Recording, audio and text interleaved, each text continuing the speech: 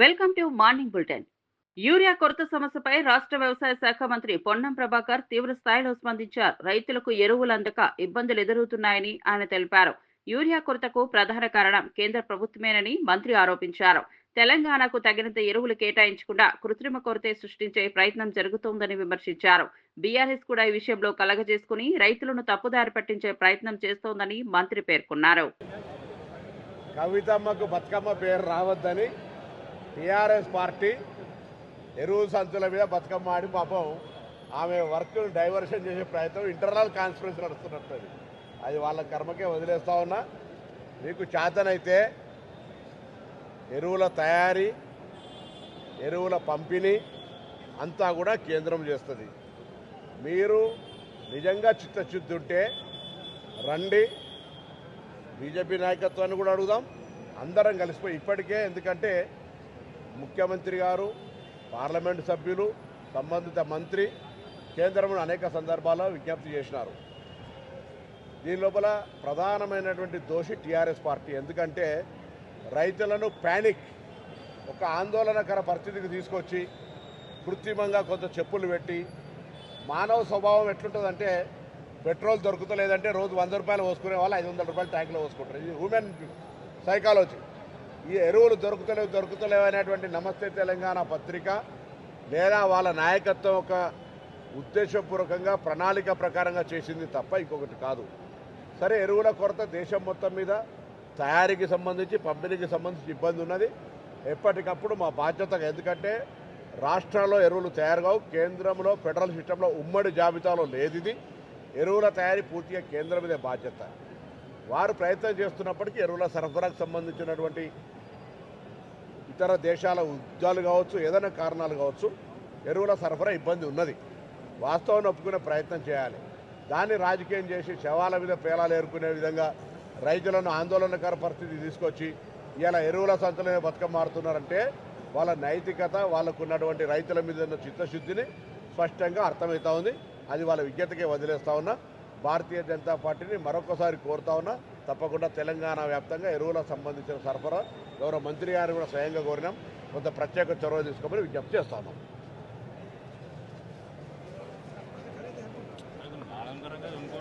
మంత్రి కేటీఆర్ వేసిన పరువు నష్టం దావాపై బీజేపీ జాతీయ ప్రధాన కార్యదర్శి బండి సంజయ్ ఘాటుగా స్పందించారు. తాను ఎవరికీ భయపడే వ్యక్తి కాదని స్పష్టం చేశారు. కేటీఆర్ ను ఉద్దేశిస్తూ మీ నాన్న పేరు చెప్పుకుని రాజకీయాల్లోకి వచ్చావని సంజయ్ విమర్శించారు. మీ ప్రభుత్వం తనపై 109 కేసులు బనాయించినా కూడా తాను వెనకడుగు వేయలేదని గుర్తు చేశారు. ఎన్ని కేసులు పెట్టినా ధైర్యంగా పోరాడారని, కానీ కేటీఆర్ లాగా పరువు నష్టం దావాలు వేయలేదని పేర్కొన్నారు. ఎట్లా బెదిరిస్తే భయపడే వ్యక్తి బండి సంజయ్ కాదు. నువ్వు ఉద్యమం పేరుతో వచ్చినావు, మీ నాయన పేరు చెప్పి, మీ అయ్య పేరు చెప్పి నువ్వు వచ్చినావు. నేను 9 సార్లు జైలుకి పోయినా.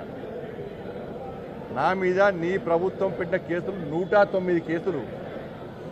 9 సార్లు జైలుకి పోయినా, 109 కేసులు.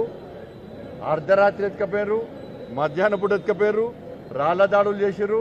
కానీ అన్నిటిని నేను ఎట్లా ఎదుర్కొన్నా, రాజకీయ నాయకుడు నేను ధైర్యంగా రాజకీయాన్ని ఎదుర్కొనే తప్ప ఇజ్జదావాలు వేసి బెదిరించే ప్రయత్నం చేస్తే భయపడే వ్యక్తి బండి సంజయ్ కాదు. నువ్వు ఏదో అనుకుంటున్నట్టున్నావు. జూబ్లీహిల్స్ ఉప ఎన్నికలపై మంత్రి కేటీఆర్ కి భయం పట్టుకుందని ఎమ్మెల్యే ప్రభుత్వ విప్ ఆది శ్రీనివాస్ విమర్శించారు. జరగబోయే ఈ ఉప ఎన్నికల్లో బీఆర్ఎస్ పార్టీకి 3వ స్థానం కూడా రాదని ఆయన స్పష్టం చేశారు.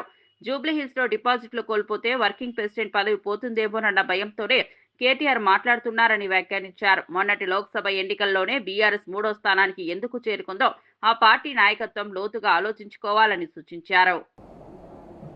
ఇప్పటికే ఉప ఎన్నిక జరిగిన కంటోన్మెంట్లో 3rd ప్లేస్కు వెళ్ళిపోతుంది. రేపు జూబ్లీ హిల్స్ ఎన్నికల్లో ఆ 3rd ప్లేస్ కూడా రాదేమన్న భయంతో, ఒకవేళ డిపాజిట్ రాకపోతే ఈ జూబ్లీ హిల్స్ బై ఎన్నికల్లో వర్కింగ్ కమిటీ ప్రెసిడెంట్ పదవి కూడా ఉండదేమన్న ఒక భయంతో ఆయన మాట్లాడే మాటలుగానే చూడాలి తప్ప మొన్నటి లోకసభ ఎన్నికల్లో 3rd ప్లేస్కి ఎందుకు పోయినరో చెప్పాల్సిన అవసరం ఉంది. కూటమి ప్రభుత్వంపై ఆరోగ్య శాఖ మంత్రి విడుదల రజని తీవ్ర వ్యాఖ్యలు చేశారు. ఉన్నది లేనట్లు గ్రాఫిక్స్ చూపిస్తూ ప్రజలను మోసపోవడం కేటాయించిన విధానమేనని ఆమె ఆరోపించారు. 14 ఏళ్లు ముఖ్యమంత్రిగా ఉన్న చంద్రబాబుకు రాష్ట్రానికి ఒక్క మెడికల్ కాలేజీ కూడా తేవాలని ప్రయత్నించారా అని ప్రశ్న వచ్చిందని ఆమె తెలిపారు.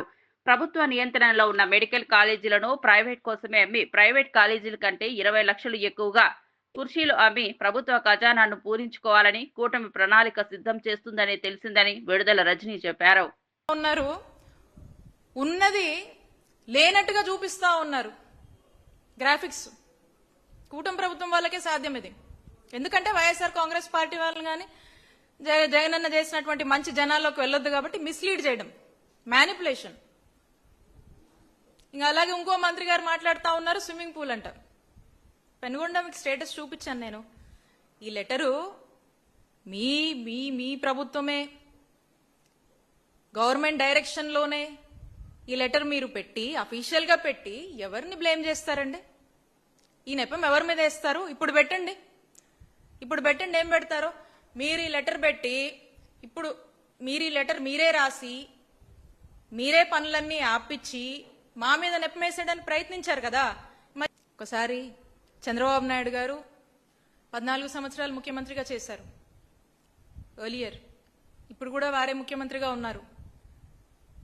ఏ రోజైనా ఈ రాష్ట్రానికి ఒక గవర్నమెంట్ మెడికల్ కాలేజ్ తీసుకురావాలి అని చెప్పి కనీసం ప్రయత్నమైనా చేశారా అని మేము ప్రశ్నిస్తా ఉన్నాం.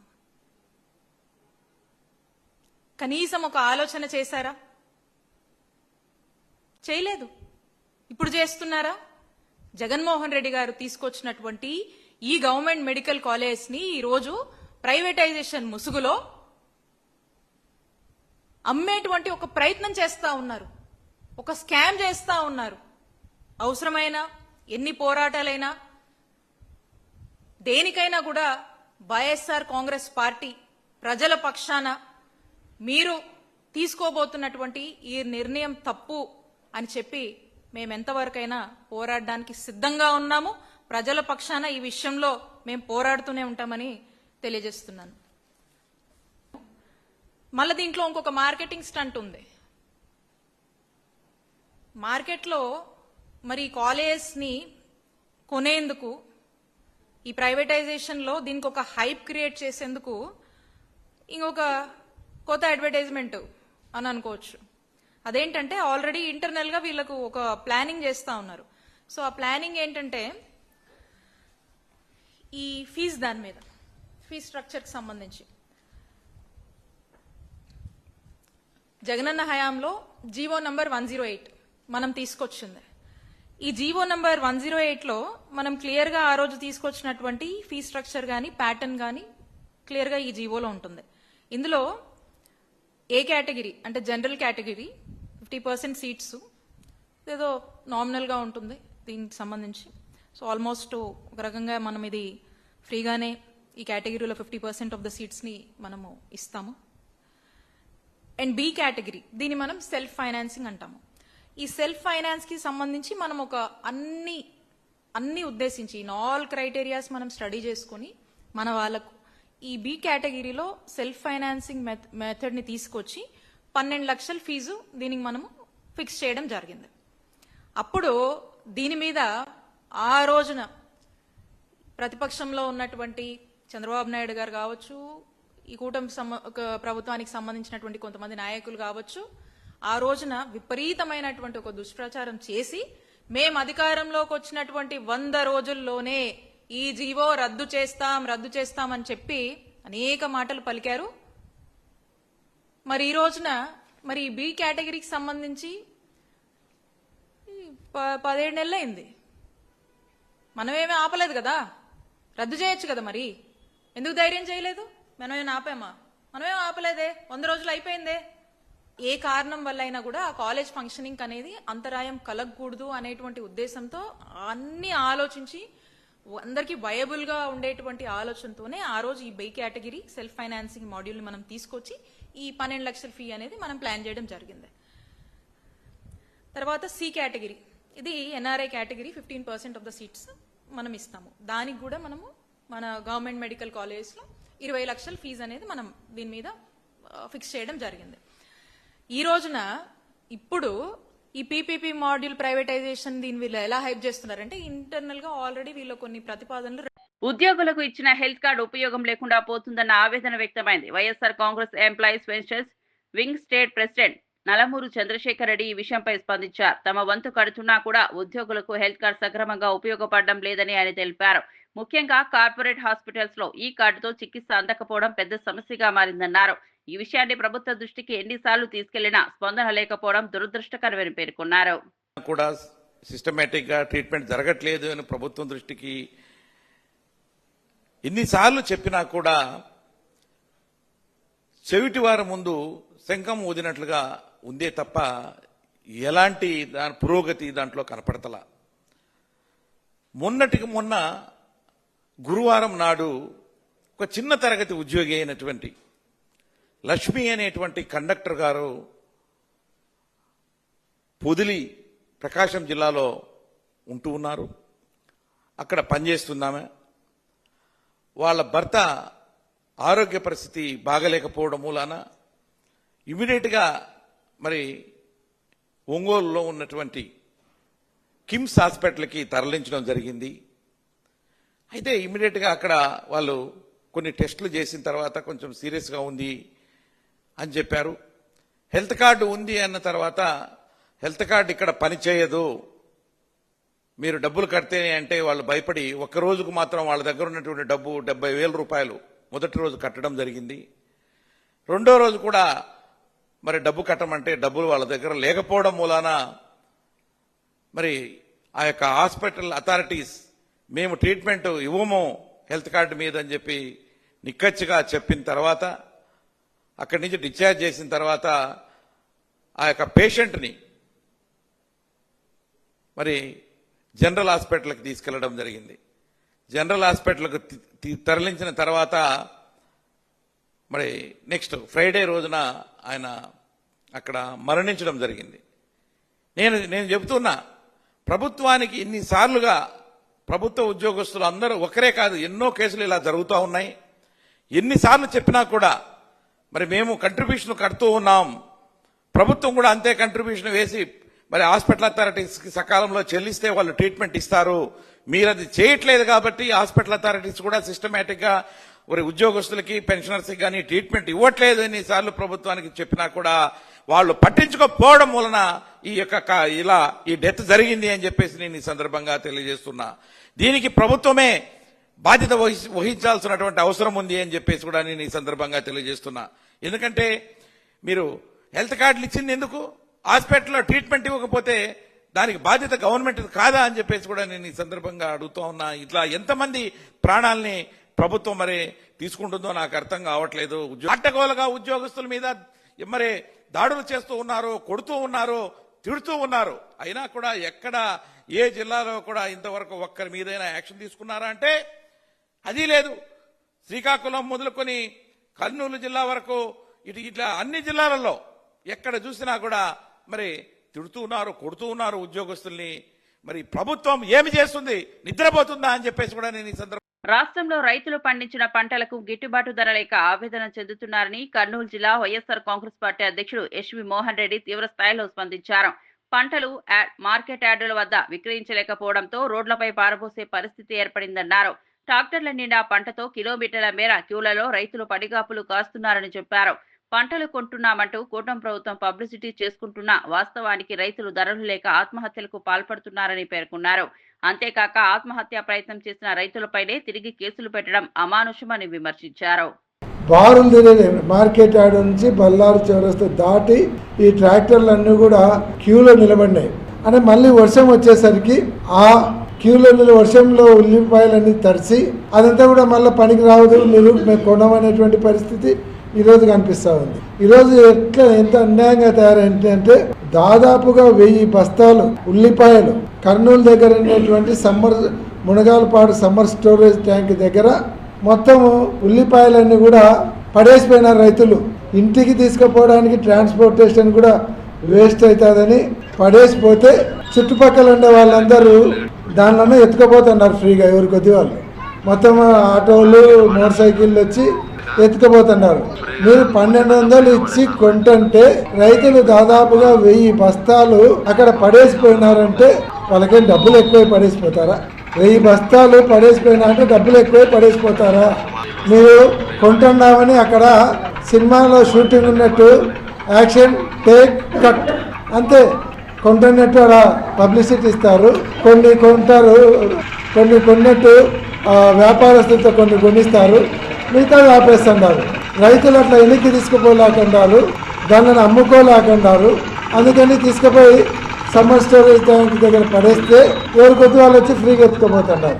అంటే రైతుకు ఎంత దయనీయమైనటువంటి పరిస్థితులు వచ్చినాయి. ఉల్లి రైతులను కనీసం 1200 పెట్టి కొంటానన్నారు.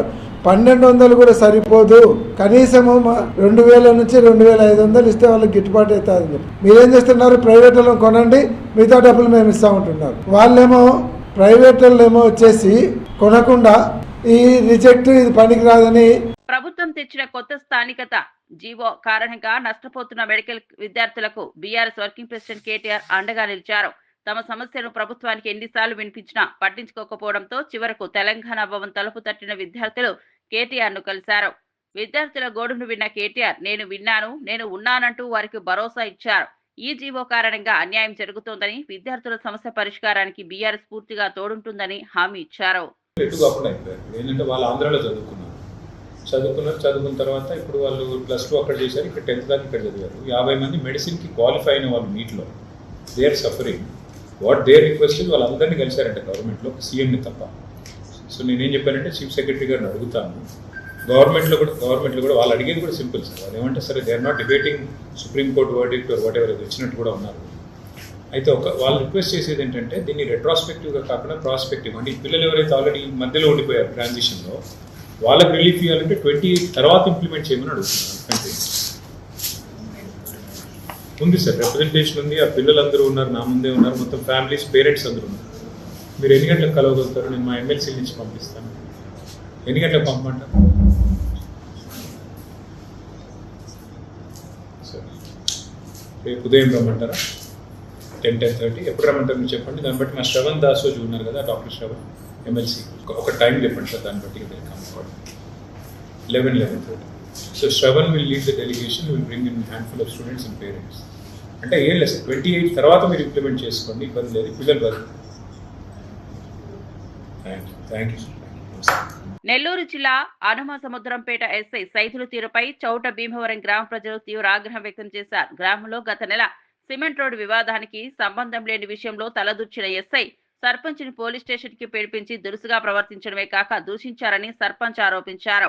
ఈ ఘటనతో ఆగ్రహించిన గ్రామస్తులు పెద్ద ఎత్తున పోలీస్ స్టేషన్ ను ముట్టడించారు. మహిళలు సహా గ్రామ ప్రజలు ఎస్ఐ తీరు ఎలా ఉంటే సాధారణ ప్రజల పట్ల వ్యవహారం ఎలా ఉంటుందంటూ ప్రశ్నించారు. సమాచారం అందుకున్న సంఘం సిఐ వేమారెడ్డి హుటాహుటిన స్టేషన్ కు చేరుకుని గ్రామస్తులను సమాధానపరిచే ప్రయత్నం చేశారు.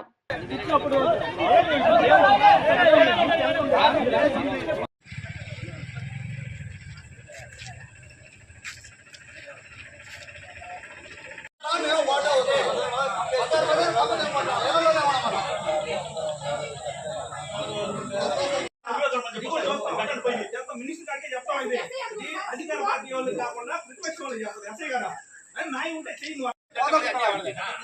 మేమేదో సరే వాళ్ళు రోడ్డు కాడికి కూడా లేదు.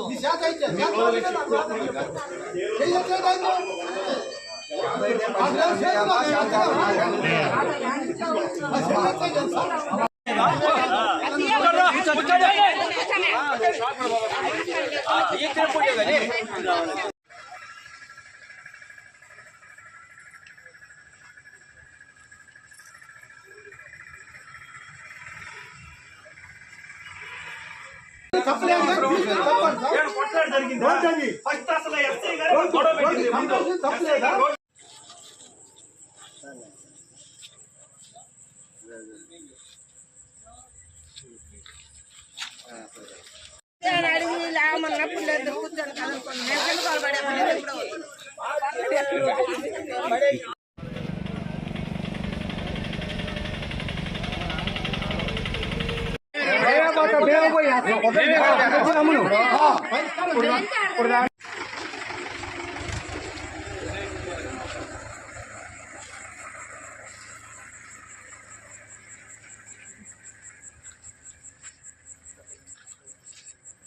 చేసుకుంటాం లేదా మినిస్టర్ చెప్తామా జరిగింది. ఇంతమంది జనాల్లో నేను ఏం తప్పు చేసినానో చెప్పాను. ఏదో పాత పట్టుకోవాలి ఆయన. సరే నువ్వు రిక్వెస్ట్ న్యాయం చేయాలంటే అయ్యా ఈ కాక చెప్పు, ఓకే మేము ఒప్పుకుంటాం అంతే. ఒరే గిరి అంటే లక్ష్మీ నరసయ్య, మాది తోట భీమవరం గ్రామం. మా గ్రామానికి నేను సర్పంచ్ని. ఈ మధ్య మేము సిమెంట్ రోడ్డు వేస్తామంటే సిమెంట్ రోడ్డుకి అడ్డుకున్నారు. ఆ సిమెంట్ రోడ్డు తెల్లబండ్ల పద్మ అనే ఆమె అడ్డుకున్నది. కానీ ఆ రోజు ఎస్ఐ గారు ఎంఆర్ఓ గారు వచ్చి ఇది క్లియరెన్స్ అయిన దాకా రోడ్డు వేయొద్దన్నారు. నేను రోడ్డు ఆపేసినాను. మొన్న గురువారం రోజు ఆ రోడ్డు కంపేశారు. ఎస్ఐ గారికి చెప్పాను, సార్ కంపేస్తున్నారని. మీడియా సహకారంతో నేనే స్వయంగా కలియుగ ప్రత్యక్ష దైవం శ్రీ వెంకటేశ్వర స్వామి వారిని దర్శించుకునేందుకు మారిషస్ ప్రధానమంత్రి నవీన్ రామ్గూలం దంపతులు తిరుమలకు విచ్చేశారు. ఆలయ మహాద్వారం ద్వారా TTD chairman BR Naidu, EO AK Singhal ఘనంగా స్వాగతం పలికారు. ప్రధాని వెంట రాష్ట్ర దేవాదాయ శాఖ మంత్రి ఆనం రామనారాయణ రెడ్డి కూడా స్వామివారి సేవలో పాల్గొన్నారు. అనంతరం ప్రత్యేక దర్శనానికి వెళ్లి ప్రధాని దంపతులు శ్రీవారి కటాక్షాన్ని పొందారు. దర్శనం అనంతరం ఆలయ అధికారులు వారికి తీర్థ ప్రసాదాలు అందజేసి సత్కారం చేశారు.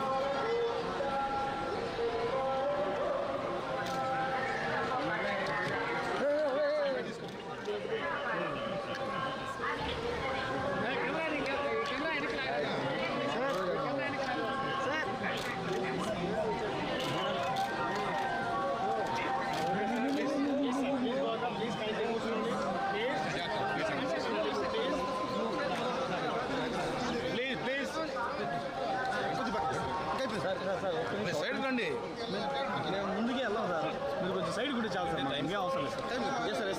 టైం లేదు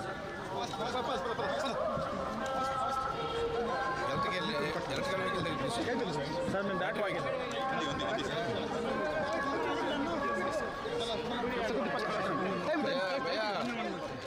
టెంపుల్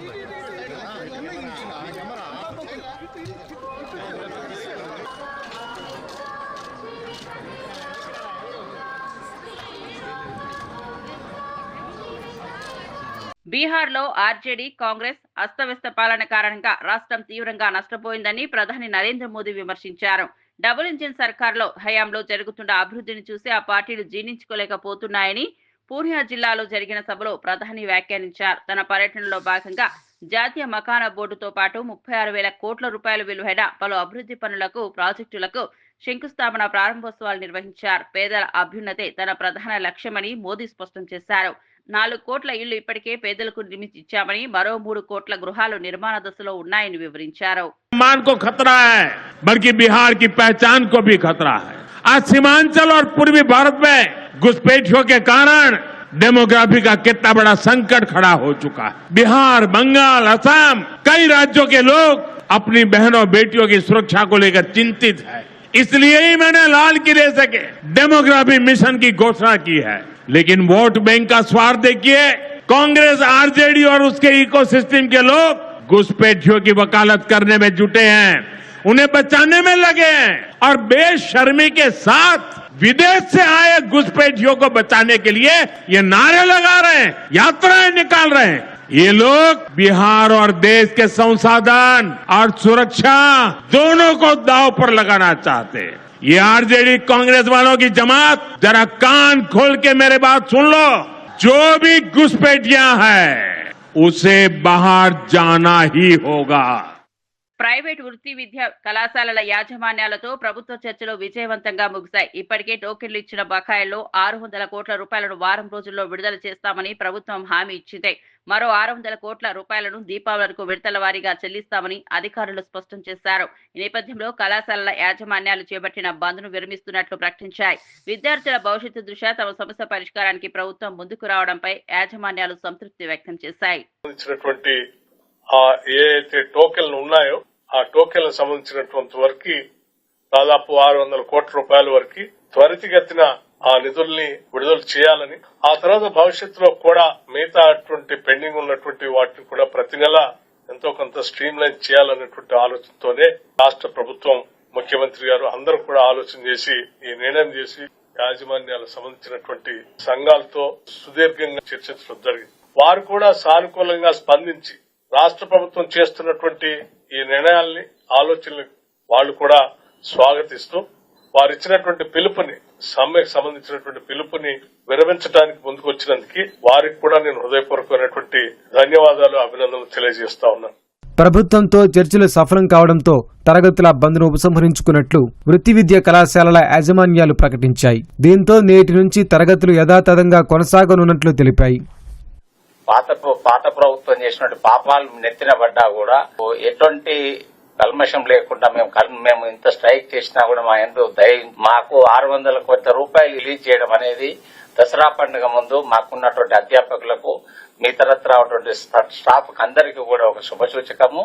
సో మేమందరం కూడా ప్రభుత్వానికి కృతజ్ఞతలు ఉన్నాము. సమ్మె ప్రకటించాము, దాన్ని మేము విరమించుకుంటున్నాము. సో ఈ ప్రభుత్వానికి ఇన్ని రోజులు ఏదైతే మేము సహాయ సహకారాలు మాకు కృతజ్ఞత ఉన్నామో అదే రకంగా కూడా ఇక ముందు కూడా ఉంటామని చెప్పేసి మేము ముఖంగా చెప్తాం. ఇటు ప్రభుత్వం, అటు ప్రైవేట్ కళాశాలల యాజమాన్యాల సానుకూల చర్చలతో విద్యార్థుల తరగతులు ఆటంకాలు లేకుండా కొనసాగనున్నాయి. రాష్ట్ర వ్యాప్తంగా ఎల్ఈడి వీధి దీపాలపై పక్కాగా పర్యవేక్షణ ఉండాలని ముఖ్యమంత్రి రేవంత్ రెడ్డి అధికారులను ఆదేశించారు. గ్రామాల్లో వీధి దీపాల ఏర్పాటుతో పాటు నిర్వహణ బాధ్యతను సర్పంచులకే అప్పగించాలని ఆయన సూచించారు. రాష్ట్రంలోని అన్ని ఎల్ఈడి లైట్లను హైదరాబాద్ కమాండ్ కంట్రోల్ సెంటర్తో అనుసంధానం చేయాలని ముఖ్యమంత్రి ఆదేశాలు జారీ చేశారు. కోర్ అర్బన్ సిటీలో జీహెచ్ఎంసీతో పాటు విలీనమైన కార్పొరేషన్లు, మున్సిపాలిటీలో కొత్తగా ఎల్ఈడి లైట్ల ఏర్పాటు, నిర్వహణ కోసం టెండర్లు పిలవాలని అధికారులను ఆదేశించారు.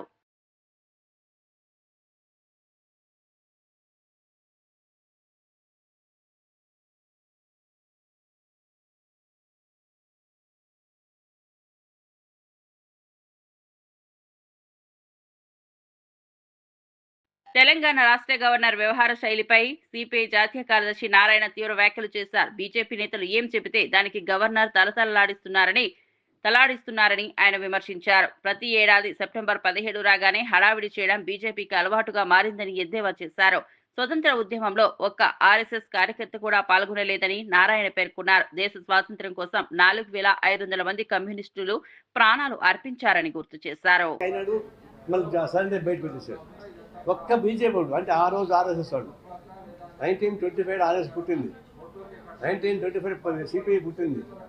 కానీ ఆర్ఎస్ఎస్ పనులు నిర్వహించి జరిగిన బ్రిటిష్ వ్యతిరేక ఉద్యమం, స్వాతంత్ర పోరాటంలో ఒక్కడు పాల్గొలేదు, ఒక్కడికి లాఠీ తగలలేదు, ఒక్కడికి బుల్లెట్ తగలలేదు. కానీ 4,500,000 మంది పోగొట్టుకున్న కమ్యూనిస్టులు, ప్రజలు ఉద్యమాలు అభివృద్ధి కాదని వాళ్ళు బ్రిటిష్ వాళ్ళు సపోర్ట్ చేశారు. నిజాం నవాపాలన జరిగింది.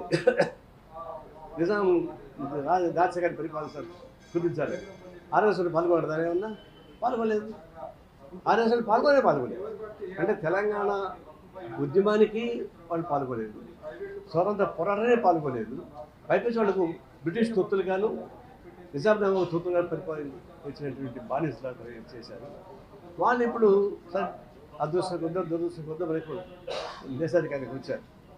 వీళ్ళు గవర్నర్ని అప్పగిస్తున్నారు. ఇవి బులెటిన్ అప్డేట్స్. మరో బులెటిన్లో మళ్ళీ కలుద్దాం.